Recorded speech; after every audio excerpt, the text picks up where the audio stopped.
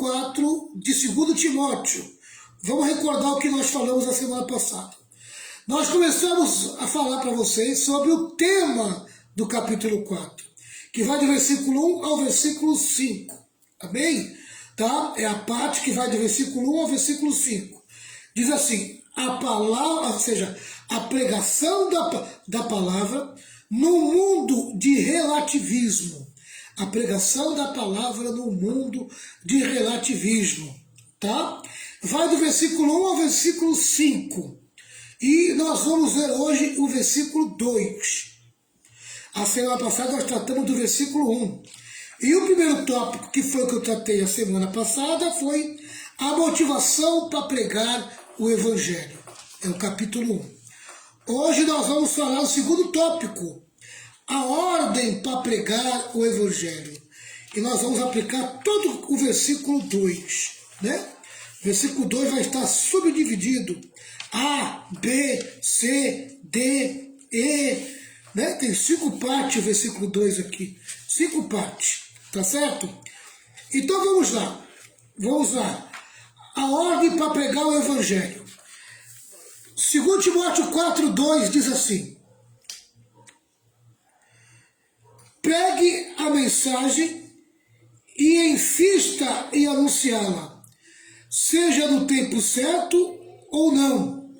Procure convencer, repreenda, anime e ensine com toda a paciência. Amém? Vou repetir. Versículo 2 do capítulo 4 de 2 Timóteo. Pregue a mensagem e insista em anunciá-la, seja no tempo certo ou não. Procure convencer, repreenda, anime e ensina com toda a paciência. Amém? Então é o versículo 2 que nós estamos aprendendo. A introdução, ela é muito importante. Amém? Tá? E é uma introdução meio grandinha, mas eu achei muito importante, por isso que eu não pulei ela. Eu achei muito importante passar para vocês essa introdução. Tem algumas coisas interessantes aqui, tá certo? Quero lembrar que eu sou aqui um facilitador. Amém? Tá? Então eu tenho um livro aqui, um livro de um comentário bíblico teológico, tá? Eu compartilho com vocês o livro, amém? E aqui junto com vocês depois eu procuro facilitar para você o entendimento do que está dizendo aqui esse comentário bíblico, tá bom? Essa é a minha forma de fazer a escola de discípulos com vocês, tá certo? Então o tópico de hoje é a ordem para pregar o Evangelho. Paulo passa da motivação de pregar o Evangelho para o imperativo de sua proclamação. Prega a palavra. Prega a palavra. Pregar a palavra é a principal missão de um ministro. Amém? A principal missão de um ministro, de um pastor, amém? É pregar a palavra de Deus. A palavra tem supremacia e a pregação primazia. Vou repetir. A palavra tem supremacia e a pregação primazia. Quer dizer, a palavra de Deus tem que exercer o primeiro lugar na vida do pregador, na vida do cristão, na vida da igreja. Amém? Tá? Hoje em dia as pessoas querem trocar a primazia de um culto, por exemplo, colocando o louvor. O louvor tem a sua importância no culto, mas o louvor não ocupa a primazia de um culto. O que ocupa a primazia de um culto é a palavra de Deus. Amém? Tá? Uma igreja que mais canta do que prega é uma igreja que está correndo o perigo, amém, de ser uma igreja fraca. Uma igreja em que os crentes serão fracos. A igreja precisa pregar e ensinar mais do que cantar. Vamos lá. A palavra, ou seja, o que Timóteo deve pregar? Timóteo deve pregar a palavra de Deus. Essa palavra é idêntica ao depósito, à escritura e às sagradas letras. a sã doutrina, a verdade e a fé. Amém? Tá? Então Timóteo deve pregar a palavra de Deus. E essa palavra, ela é idêntica ao depósito, à escritura, às sagradas letras, à sã doutrina, à verdade e à fé. Amém? Tá? Então quando a Bíblia fala, guarda o depósito, amém? Tá? Ela está falando, guarda a palavra. Amém? Quando a Bíblia fala sobre escritura, principalmente quando fala escrituras sagradas, amém? Está falando da palavra de Deus. Sagradas letras, palavra de Deus. Está falando da sã doutrina, palavra de Deus. Amém? A verdade, palavra de Deus. A fé, guarde a fé, proclame a fé, fale da fé, palavra de Deus. Amém? O pregador não pode pregar as próprias palavras. Amém? O homem não tem a palavra. Quem tem a palavra é Deus. É a palavra de Deus que as pessoas precisam. As pessoas não precisam da palavra do homem para se salvar, para se libertar. Amém? Para ter vida abundante, para ter vida eterna. Mas as pessoas precisam da palavra de Deus para ter a vida eterna, para ter abundância, vida abundante. Amém? A necessidade da pessoa é a palavra de Deus e não a palavra do homem, né? Não pode também torcer as palavras de Deus. Não pode, quer dizer, inverter a palavra de Deus. Tem que pegar a palavra de Deus como ela é, dentro da sua autenticidade, né? Não pode também torcer as palavras de Deus. Não pode subtrair nem acrescentar nada à palavra.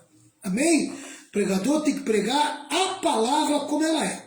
Amém? Exatamente como ela é. Ele não pode ficar inventando palavra.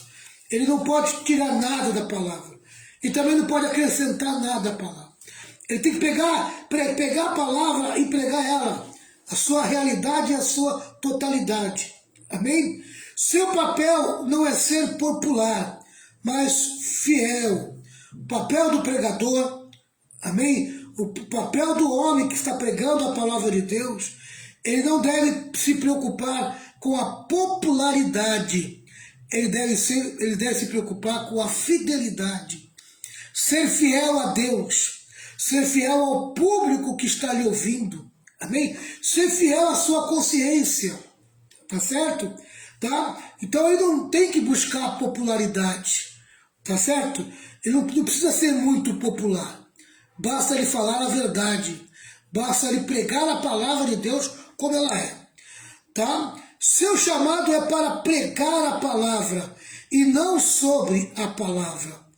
A palavra é o conteúdo da mensagem e a autoridade do mensageiro.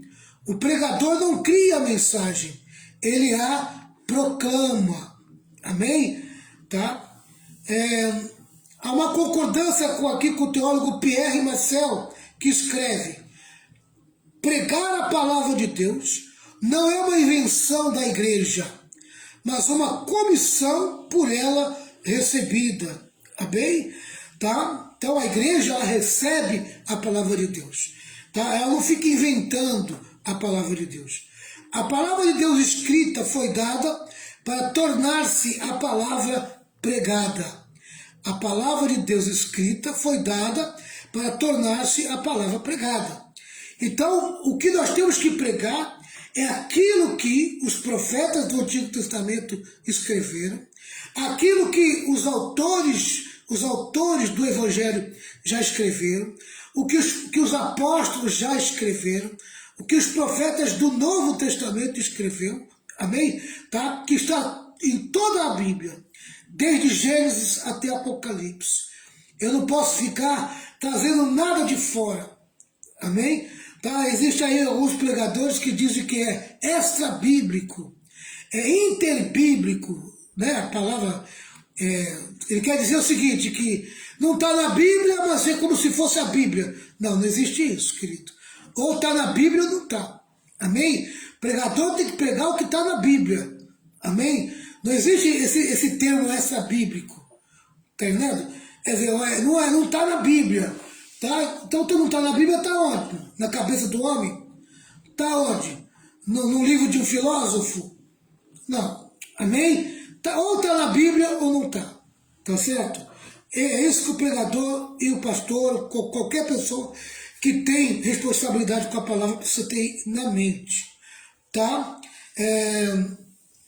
A palavra de Deus escrita foi dada para tornar-se a palavra pregada. A palavra de Deus é revelada aos seres humanos na forma escrita, na forma humana e na forma falada. Vamos agora explicar isso aqui. Amém? Tá? Como é que Deus revela a sua palavra? Como é que ele revela? Como revelou? Primeiro, Deus revelou a sua palavra pelas Escrituras. Amém? Quando ele levanta Paulo para escrever suas cartas, quando ele levanta o profeta Ezequiel, quando ele levanta os profetas menores, quando ele levanta Jeremias, amém? Quando ele levanta Moisés para escrever o Pentateuco, amém? Tá? Quando ele levanta os apóstolos, então, que eles escrevem as cartas, quando levanta João para escrever não só o Evangelho, mas também escrever a revelação e as cartas de João, suas próprias cartas, tá? Então, a palavra de Deus é revelada aos seres humanos na forma escrita, por meio da Bíblia. Hoje nós temos a forma escrita, é a revelação do próprio Deus aqui, da sua palavra, amém? Segunda maneira de Deus se revelar a sua palavra, na forma humana. Só tem um jeito de Deus se revelar a sua palavra de uma forma humana, a pessoa de Jesus Cristo. Eu sou o verbo, amém? Eu sou o verbo, tá certo? Quer dizer, é desse jeito, é por Jesus Cristo, pela pessoa de Jesus Cristo, amém? O homem Jesus foi a maneira de Deus revelar a sua palavra, amém? Jesus é a palavra humanizada, amém? A palavra em forma de homem, tá? O verbo se fez carne, tá? Então essa é a única forma humana de revelar a palavra, tá? E agora também pela forma falada, amém? A forma falada é quando ela é pregada. Quando nós pregamos a palavra, quando nós ensinamos a palavra, amém? O que pregamos e ensinamos é a palavra, mas não é uma palavra qualquer, é a palavra de Deus, amém?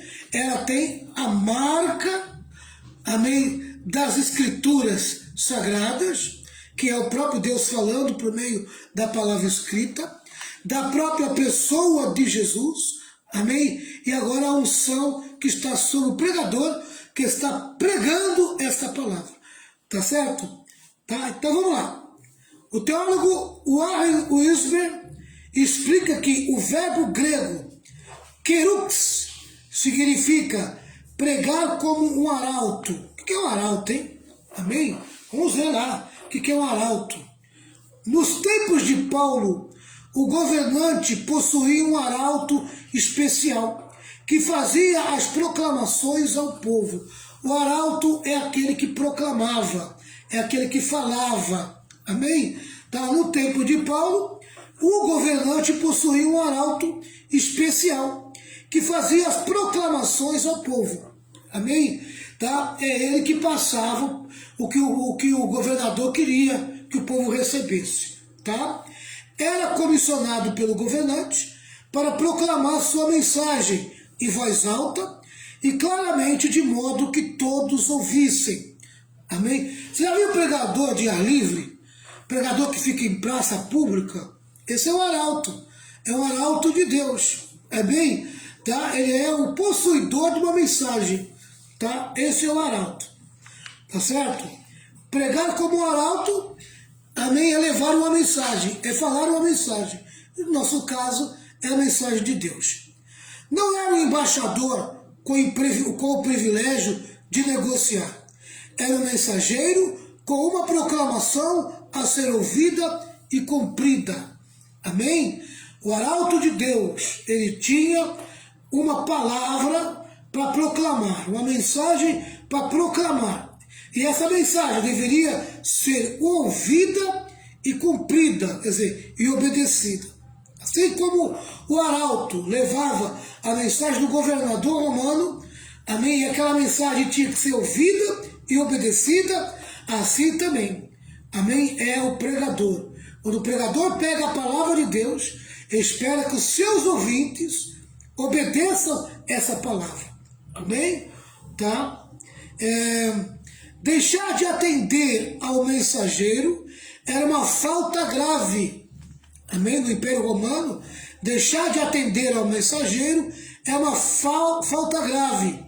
E maltratar o mensageiro era mais grave ainda, amém? O pregador da palavra de Deus tinha que ser ouvido, amém? Tinha que ser obedecido o que ele falava, tá? E se alguém se levantasse para maltratar ele, também passava por um juízo, porque era uma falta muito grave maltratar um proclamador, amém? Um arauto, tá certo? Tá? Não é como hoje em dia não, né? Que as pessoas maltratam os pregadores, alguns até apedrejam, né? E assim por diante. Essa mensagem do rei não pode ser proclamada sem entusiasmo e convicção. Em outras palavras, quem proclama a palavra de Deus precisa proclamar, precisa pregar, precisa falar com entusiasmo e convicção. Amém? Tá certo? Não é para falar a palavra de Deus com dúvida. Será que é verdade? Tem gente que vai falar a palavra de Deus duvidando. Nem ele acredita naquilo que está falando.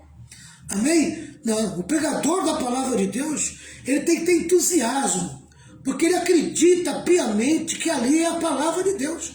Ele tem convicção do que está falando. Amém? Hendrickson, outro teólogo, ressalta que a proclamação é viva e não seca, oportuna e não obsoleta. Amém? Tá? Ela não é passageira, é para já. Ela é oportuna. Ela entra nos becos da oportunidade. Aleluia.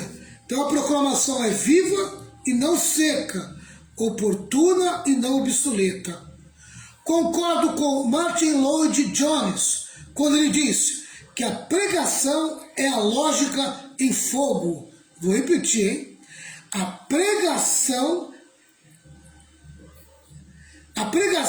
é a lógica em fogo. A pregação é a certeza em fogo. É a convicção em fogo. Aleluia. Louvado seja o nome do Senhor. A pregação é a razão eloquente. A pregação é a teologia em fogo. Amém? Não é uma coisa fria, morna, vazia. Não, meu irmão. Tá? É a teologia em fogo, dentro do fogo. Ela vem queimando, pegando fogo, purificando, santificando, limpando, fazendo tudo aquilo que Deus quer. Essa é a pregação. A teologia vinda de um homem que está em fogo. É a pregação, é a teologia vinda de um homem que está em fogo. Quem vai pregar a palavra de Deus, amém? Já tem que estar incendiado, já tem que estar aquecido, amém? Ele tem que ser uma fornalha quando vai pregar a palavra de Deus, amém? Às vezes você vê pregadores, pessoas que vai falar, é uma frieza, é um vazio, sabe? É uma coisa assim, gelada, né? Ele não tem um fogo dentro de si, ele não tem uma convicção aquecida, pegando fogo dentro de si. Amém? Tá? É conhecida a expressão de John Wesley. Olha o que John Wesley fala. Ponha fogo no seu sermão ou ponha seu sermão no fogo. Aleluia. Louvado seja o nome do Senhor. Ou você coloque fogo no seu sermão. Se você já está pegando fogo, você vai colocar fogo no seu sermão. Amém? Tá? Ou você pega o seu sermão e coloca ele no fogo. Amém? Coloca ele no fogo. Mas que o teu sermão tem que pegar fogo, ele tem que pegar fogo. Existem corações vazios e frios, querendo ser aquecido, mas precisa de pregadores de fogo. Amém? Pregadores de fogo. A pregação é vital para a igreja e o mundo. A fé vem pela pregação da palavra. Uma igreja pode existir sem prédios, sem liturgia e até sem credo, porém não pode existir sem a pregação da palavra. É impossível uma igreja se manter sem a pregação e o ensino da palavra. Amém? Ela não existe, ela não consegue sobreviver. Tá? Mas o que é pregação? Pregação é a comunicação oral da verdade bíblica pelo Espírito Santo. Em outras palavras, o pregador é apenas um vaso usado pelo Espírito. Amém? Tá? Vou repetir, é a comunicação oral da verdade bíblica pelo Espírito Santo, por intermédio de uma personalidade humana a determinado público, com a intenção de salvar os perdidos e fortalecer os salvos. Amém? A pregação, ela precisa ter ou uma mensagem salvífica, amém? Ou uma mensagem de fortalecimento para os salvos. Amém? E o que o salvo precisa, amém? Porque ele já é salvo. Então ele não precisa de uma mensagem evangelística e salvífica. O salvo precisa de uma mensagem santificadora. O salvo precisa de uma mensagem, amém? Tá? Que exorte ele, que chame a atenção dele. Amém? Uma mensagem que vá de encontro à sua necessidade espiritual. Amém? Então, existe a pregação por salvo e por não salvo. Vamos lá. Uma coisa é pregar a palavra. Outra coisa é pregar sobre a palavra. A palavra é o conteúdo da pregação e a autoridade do pregador. O pregador não gera a mensagem, ele a proclama. A mensagem não é fruto da subjetividade do pregador, mas da exposição fiel da palavra. John Stott, é outro teólogo, tem plena razão em dizer que não temos nenhuma liberdade para inventar a nossa mensagem, mas somente para comunicar a palavra proferida por Deus. E agora entregue à igreja em sagrada custódia. Amém? O pregador está preso à palavra e a palavra está presa ao pregador. Amém? Até aqui Paulo ordenou a Timóteo guardar a palavra, sofrer pela palavra e permanecer na palavra. Agora o apóstolo ordena que Timóteo pregue a palavra. Aleluia. Você veja a chamada de responsabilidade que Paulo passa para Timóteo. Ele chama Timóteo para essa responsabilidade. Amém? Tá? Até então, Paulo vinha dizendo para Timóteo: guarda a palavra, sofra pela palavra e permaneça na palavra. Agora, ele dá uma palavra de ordem para Timóteo. Amém? Ele ordena que Timóteo pregue a palavra. Amém? Às vezes o crente está 200 anos dentro da igreja e não tem coragem de pregar a palavra. Não tem coragem de falar a palavra. Amém? Não consegue levar uma palavra para um amigo pecador que está indo para o inferno. Amém? O que essa pessoa está fazendo da igreja, dentro da igreja? Querido, a igreja é para você desenvolver a tua fé. A igreja é para fazer você crescer. Mas está na hora de você começar a dar sinais de que você está desenvolvido e que você cresceu na fé. E quando é que eu começo a demonstrar o meu crescimento espiritual? Quando eu começo a falar a palavra, a pregar a palavra, a testemunhar da palavra. Quando eu começo a pregar, procurando levar pessoas a Cristo. Amém? Falar de Jesus para as pessoas. Olha, eu nunca vi, eu confesso que eu nunca tive uma participação ativa no sentido político, né? De ir ver como é que o candidato fala, nunca fui em comício, nunca participei de uma reunião política, amém? Tá? Mas eu tenho visto o como que as pessoas que são enganjadas, amém? No tempo de eleição, com os políticos que estão proclamando, amém? E o que eles fazem para proclamar esse político? Eu falei, meu Deus do céu, se a igreja tivesse o mesmo fervor, o mesmo empenho, amém? Que esses cabos eleitorais têm para proclamar o seu candidato, amém? Nossas igrejas estariam não só cheias, amém? Nós teríamos crentes com responsabilidade, com compromisso e pegando fogo, aquecido, amém? Hoje o crente não tem coragem nem mais de distribuir um panfleto, um folheto. Tem vergonha. Hoje o crente não tem mais coragem de dar um testemunho, amém? De falar o que Jesus fez na sua vida, amém? Olha, querido, eu fiquei muito envergonhado porque eu vi isso com os meus olhos.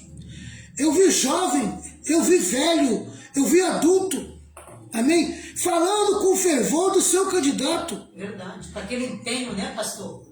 Com aquele empenho, com aquela com garra. Com aquela fé naquele Amém? candidato, mais do que em Jesus. Nossa, aí sabe o que aconteceu? Foi uma revolução. O cara que eles estavam apoiando não só ganhou a eleição, como ficou em primeiro lugar na Baixada Santista. Amém? E em Cubatão ficou em primeiro lugar como deputado estadual. Por quê? Porque ele conseguiu enganjar um grupo de pessoas que acreditaram nele. Que passaram, né, pastor? E aí eu pergunto para vocês, como crente, vocês estão enganjados na pregação e na proclamação do Evangelho que salva o pecador? Verdade. Que liberta o oprimido? Amém? Cadê a coragem dos crentes? Cadê a coragem dos crentes? Cadê os proclamadores do Evangelho? Os pregadores do Evangelho? É verdade. Estão acomodados, frios, vazios. Uma sensação de derrota. Falta coragem para pregar o Evangelho. Falta coragem para falar de Jesus. Falta fogo no coração. Ousadia, né? Os crentes estão preocupados com seus passeios, preocupados com a sua vida material, preocupados com a sua vida particular, com as suas festas em famílias. Já não tem mais alegria em servir a Deus. E como é que vai pregar o Evangelho? Amados, precisamos rever nossa vida espiritual. Precisamos rever. Precisamos dar uma olhadinha do que nós temos sido como crentes de verdade.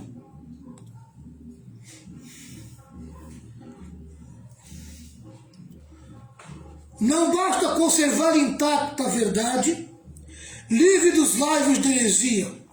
Não é suficiente apenas preservar a sã doutrina.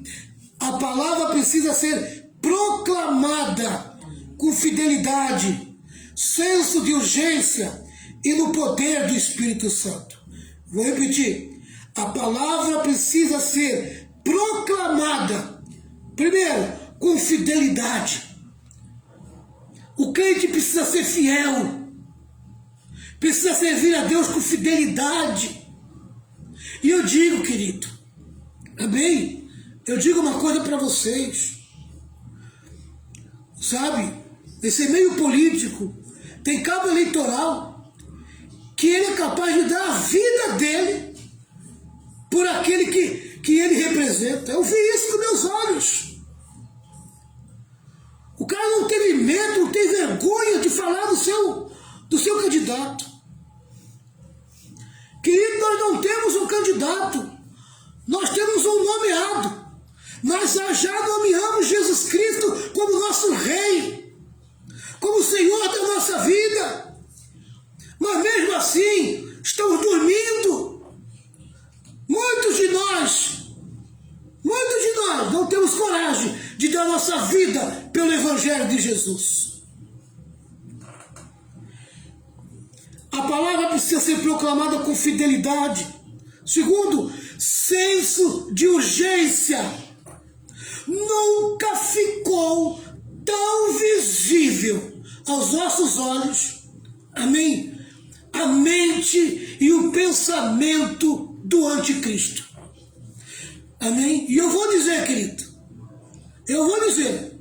na minha opinião, o anticristo já está vivo no nosso meio, amém? Tá? O anticristo já deve estar atuando no meio político do mundo, tá? E daqui a pouquinho, nos próximos dias, meses ou ano, amém? Nós vamos ver aí com os nossos olhos, tá? Ou Jesus Cristo voltando, se nós despertarmos, se nós acordarmos, amém?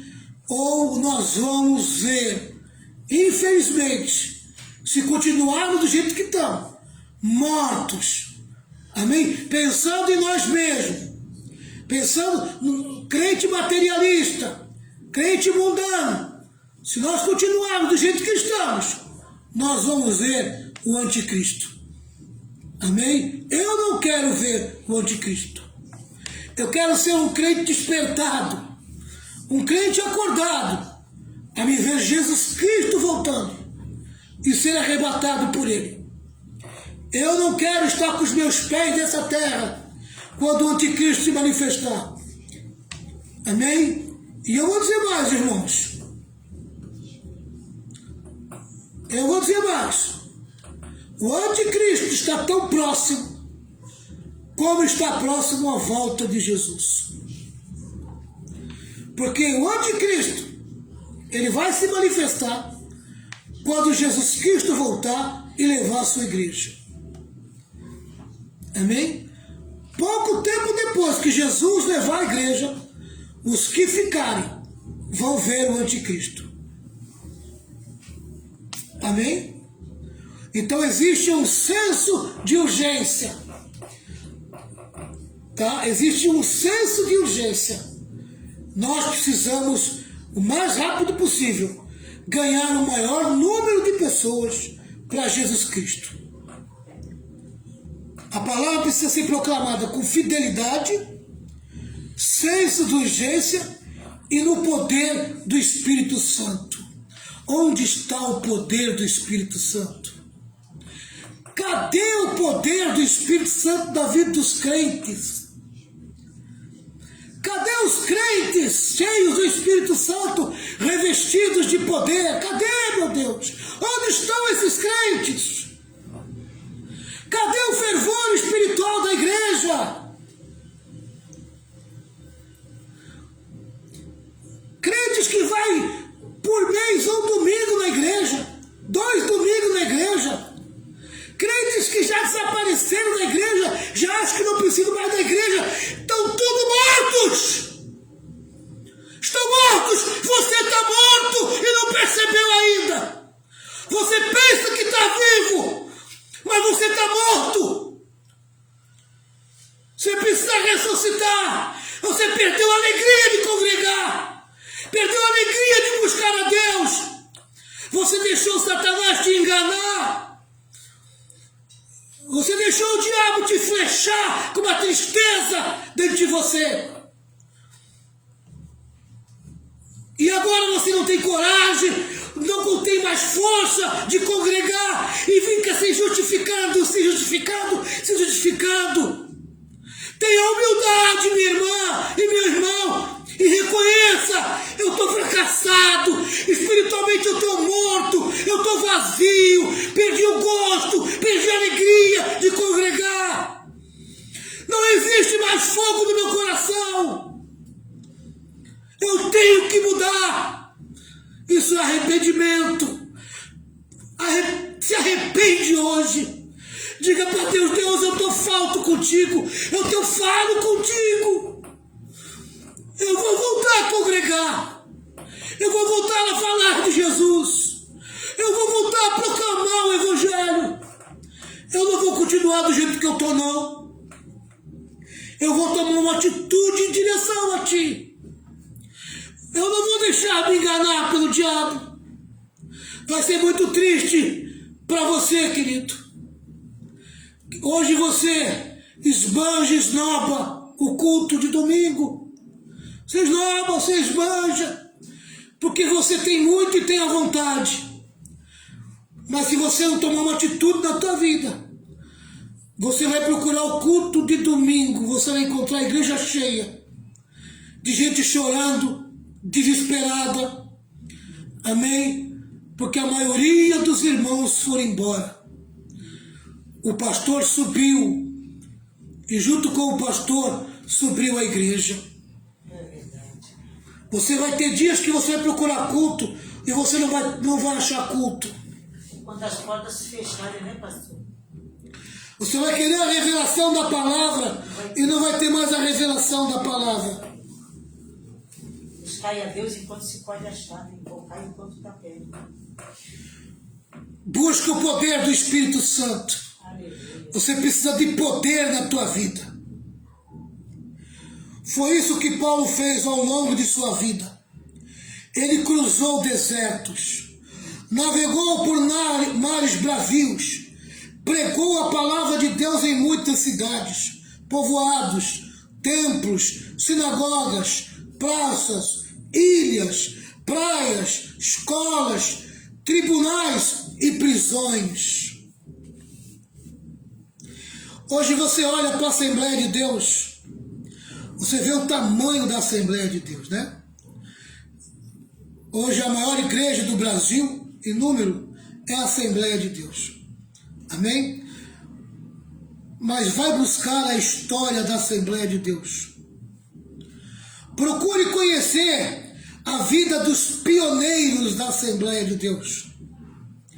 Paulo Leivas Macalão, Daniel Berg, Gunnar Vingre. Procure conhecer a história dos missionários da Assembleia de Deus. Não precisa muito longe, não. Procure conhecer a história. Amém? Pastor João Alves Correia, que andava a cavalo, a pé, para pregar o Evangelho. Andava o litoral aqui todinho, às vezes a pé, para pregar o Evangelho. Procure conhecer a história. Procure conhecer a história dos missionários da Assembleia de Deus. Hoje, querido, hoje você está pegando os bisnetos, os netos e os pastores bisnetos dessa geração. Amém? Hoje são os pastores de gravatinha e pastores de gabinete. Amém? Porque pegaram tudo pronto. Está tudo pronto. Mas vai conhecer a história da Assembleia de Deus. Vai saber quanto sangue rolou. Quantas vidas se perdeu. Amém? Conheça a história dos missionários do Nordeste. Onde a Igreja Católica ela ferrenha com os missionários evangélicos. Procure conhecer a história. Amém?